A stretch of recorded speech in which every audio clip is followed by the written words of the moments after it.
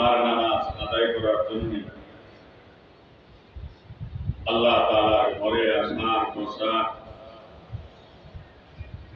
দ্বীনি কথা বলা এবং শোনার তৌফিক দান করেছেন। সবই আল্লাহর ইহসান, আল্লাহর করুণা, আল্লাহর দয়া, আল্লাহর তৌফিক।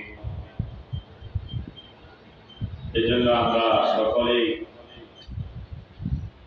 আল্লাহ তাআলার দরবারে কালিমাতুশ শুকর আদায় করি। সবাই জোরে জোরে বলি আলহামদুলিল্লাহ।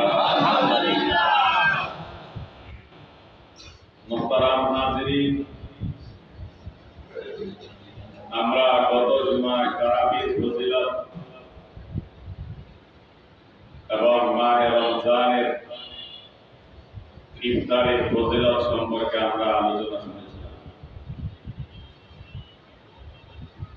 এর আগের জুমায় রমজান মাসের গুরুত্ব, মাহাত্ম্য, ফজিলত সম্পর্কে আমরা আলোচনা শুনেছিলাম। এই যে সকল ফজিলত গুলো পাবে মাহে রমজানের এই ফজিলত, তারাবির ফজিলত, ইফতার এবং অন্যান্য ইবাদতের যে নেকি ফজিলত, এগুলো পাবে সকল রোজাদারি কি আর সওয়াব পাবে?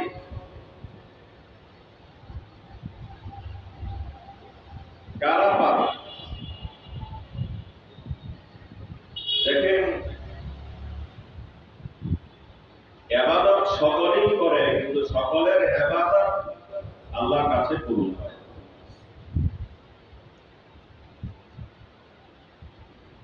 হাদিস শরীফের মধ্যে আসছে, এই যে আমরা নামাজ পড়ি, নামাজ আল্লাহ রাসূল সাল্লাল্লাহু আলাইহি ওয়াসাল্লাম বলেন, বহু মানুষের নামাজ এমন আছে যে নামাজ পড়ার পরক্ষণেই পুরাতন ছিঁড়া ফাটা গান্দা কাপড় তার নামাজকে এরকম পুরাতন ছিঁড়া ফাটা গান্দা কাপড়ে পেঁচিয়ে তার চেহারার মধ্যে ঢেকে দেওয়া, অথচ ওই ব্যক্তি কিন্তু নামাজ পড়ছে, তার নামাজ কিন্তু তার মাথার থেকে আধার উপরে উঠে, তার চেহারার মধ্যেই ময়লাযুক্ত কাপড়টা পেঁচিয়ে ঢেকে দেওয়া হলো।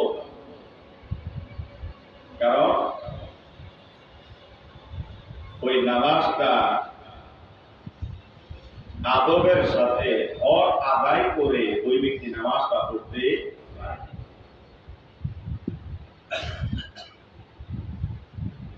ঠিক তেমনি ভাবে হাদিসের মধ্যে আছে, অনেক মানুষ কোরআন পড়ে, বল কোরআন ইয়ালআবু, সে কোরআন পড়তেছে আর কোরআনকে দিক দিয়ে তাকে লানত করতেছে।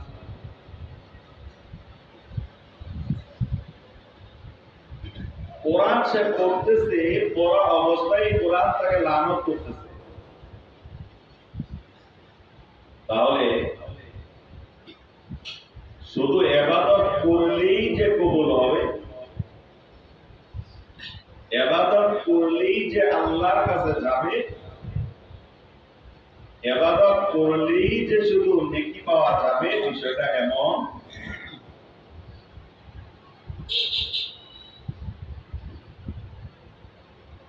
মাহে রমজান আসছে, ষষ্ঠ রোজা, প্রথম জুমা। রমজানের ফজিলত আমরা শুনেছি, এখন আমরা প্রত্যেকেই কি রমজানের এই বরাবর ফজিলত পাবো? কারা পাবে?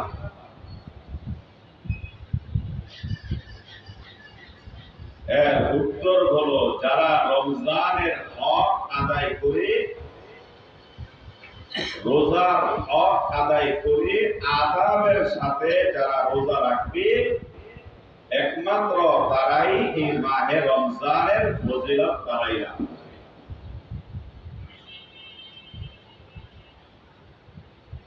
ইবাদত করতে হবে হক আদায় করে, ইবাদত করতে হবে আদবের সাথে।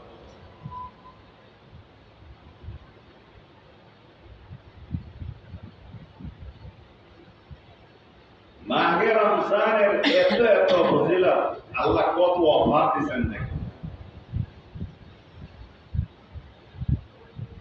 আমরা মানুষ কোথাও যদি ডিসকাউন্ট দেয় হুমড়ি খেয়ে পড়ি। দুনিয়ার কোন জায়গায় যদি অফার দেয় আমরা ওটা নেওয়ার জন্য পাগল করা হয়ে যায়। অফার দিলে নেওয়ার বেশি নেই, ডিসকাউন্ট দিলে হুমড়ি খেয়ে পড়ে।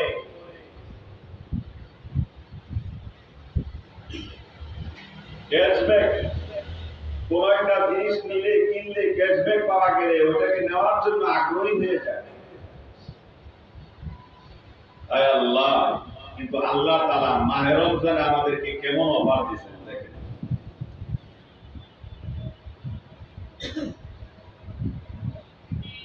আল্লাহ তাআলা আমাদেরকে মাহে রমজানের অফার, কোন একটা নেক আমল যদি কেউ করে 70 থেকে 700 গুণ পর্যন্ত সওয়াব বৃদ্ধি করে। কেমন অফার! অফার থেকে কেউ যদি একটা ফরজ আদায় করে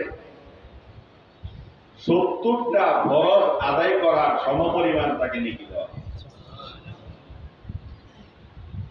কেউ যদি একটা নফল মাহে রমজানের মধ্যে আদায় করে তাহলে একটা ফরজ আদায় করার সমপরিমাণ নেকি তার আমলনামার মধ্যে দেওয়া হয়। এরকম অফার দুনিয়াতে আমার মনে হয় না কোন কোম্পানি দেয়।